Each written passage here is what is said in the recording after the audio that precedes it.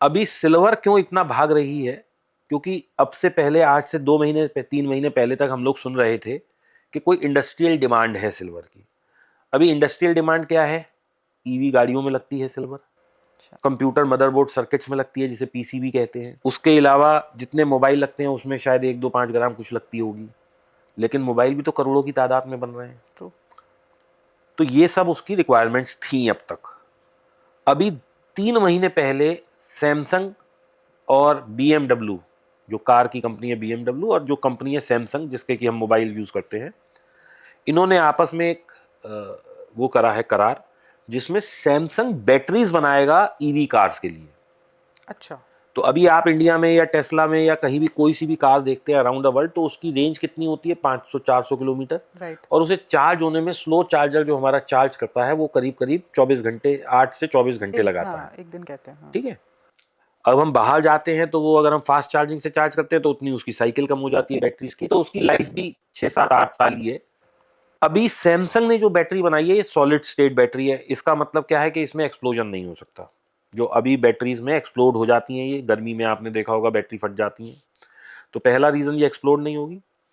दूसरा, ये 900 से 1000 किलोमीटर एक चार्ज में चलेगी। ओके। तीसरा, जो सबसे इंपॉर्टेंट पॉइंट है, 9 minutes is the charging time. वाह, मतलब 10 मिनट डिलीवरी से मतलब भी जैसे ज्यादा। आप पेट्रोल पंप पे जाते हो, पेट्रोल पंप में भी आप इन टू आउट देखोगे तो आपको 10 1 मिनट लग हाँ, जाते हैं। 10 12 मिनट लगते हैं। इसमें भी आप गए, by the time you have your can of Coke, तब तक वो 100% चार्ज है, आप लेके वाह। फिर 900 किलोमीटर के लिए चल दिए। अब ये बैटरी में 1 किलो चांदी लगेगी, ओ। हर अच्छा। बैटरी में। अब आप इंटरेस्टिंग। कहोगे इससे कैसे बढ़ रही है? दुनिया में जितनी ईवीज हैं, अगर उसका 20% शेयर भी सैमसंग को मिल गया, तो जितनी चांदी दुनिया में अवेलेबल है और जितनी चांदी आने वाले 20 साल में आएगी, वो सब सैमसंग कंज्यूम कर लेगा। इतनी चांदी की रिक्वायरमेंट है, क्योंकि कोई 1 2 ईवी तो बननी नहीं है, करोड़ों की तादाद में बननी है। तो करोड़ों की 1 किलो लग रही है, तो करोड़ों किलो चांदी चाहिए।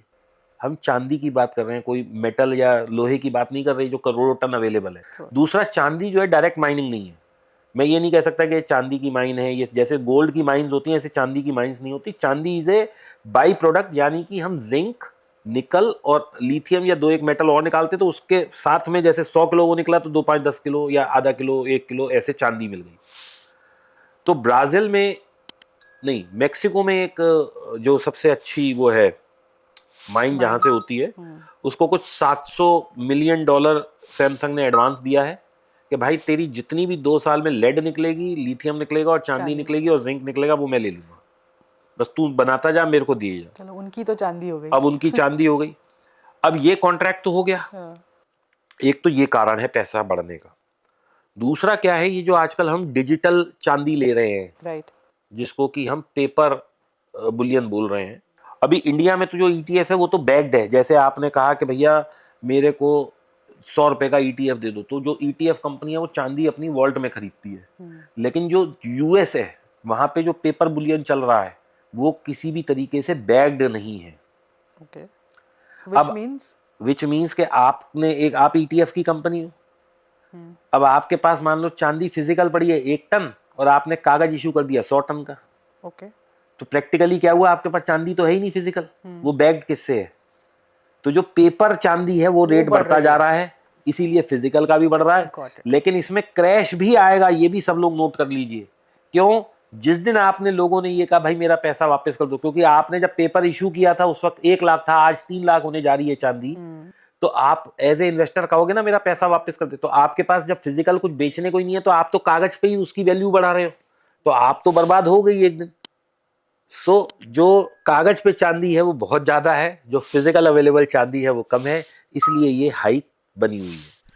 तो लोग ये ना सोचें कि ये बुल रन है, ये बुल रन है, रहने वाला है। ऐसा नहीं है कि कल ही क्रैश आ जाएगा, लेकिन क्रैश आना भी निश्चित है। और चांदी का पिछले 5 बार हमारे पास ऐसा ट्रैक रिकॉर्ड है कि अगर ये 1 रुपए से 100 रुपए तक गई है, तो 100 से 50 60% ये क्रैश हो जाती है। 50 से 60% की क्रैश हमने 5 बार देखी है। तो ये ना सोचे कि अगर आज ये 2,80,000, या आज मैं देख रहा था सुबह 289 का हाई लगा माय है, गॉड, हाँ। तो ऑलमोस्ट फिजिकल मार्केट में 3-3.25 लाख, 3,10,000 की हो गई होगी। तो अगर ये 3,10,000 है तो ये आप ना सोच के चले कि ये यहाँ से 5 लाख जाएगी, ये यहाँ से 2.5 लाख, 2 लाख भी आ सकती है, 1.5 लाख भी आ सकती है, क्योंकि हमने पास्ट में 50 to 60% के क्रैश देखे हैं। और मजे की बात स्मृति ये है कि एक ही दिन में क्रैश आता है, ओह, ताकि किसी को सोचने निकलने का टाइम भी ना मौका मिले। shit। अभी लोग क्या कर रहे हैं, पीपल शुड अंडरस्टैंड कि जैसे अभी पीछे हुआ था कि 2.5 लाख चली गई थी, फिर 2.5 लाख से 2.20 आ गई, फिर लोगों ने बाय करी, फिर वो ऊपर चली गई, तो ये 30,000 पे जाके रुकी, तो लोगों को लगा यहाँ बाय कर लेते हैं, और लोगों ने बाय करी और उनको पैसा बना। श्योर। लेकिन अब क्या होगा, जिस दिन बड़ा क्रैश आएगा, जिस दिन की एक, इसे हम क्या बोलते हैं, ब्लैक स्वैन डे जो बोलते हैं, उसमें क्या होगा कि 3 लाख से चलेगी, 2.5 लाख आएगी, लोग फिर खरीदेंगे, 2.5 से 2.60 जाएगी, फिर 2.60 से फिर 2.30 आएगी, फिर ये 2.5 चली जाएगी, फिर 2.60 चली जाएगी, फिर ये, क्योंकि क्या होगा, ये एक साथ नहीं गिरेगी। अगर एक साथ गिरेगी तो जिन लोगों ने एल्गो ट्रेड करे हैं वो सारे कमा लेंगे, तो कमाने तो बाजार किसी को नहीं देगा, कमाएगा तो वो जिसकी लाठी उसकी भैंस। तो हम लोग तो यहाँ यूजर है, हमने कोई एक्सचेंज नहीं बनाया, हम पर प्राइस को गवर्न नहीं कर रहे। तो वो क्या करेगा, जैसे ही 2.5 से, मतलब 3 से, मैं एक उदाहरण दे रहा हूँ, 3 से गिर के 2.80 आई, सबके एल्गो शॉर्ट हो गए। अब एल्गो शॉर्ट हो गए तो वो 2.60, 2.65 तक आएगी, और एकदम से फिर 3 चली जाएगी, तो इन लोगों के लॉसेस कटेंगे।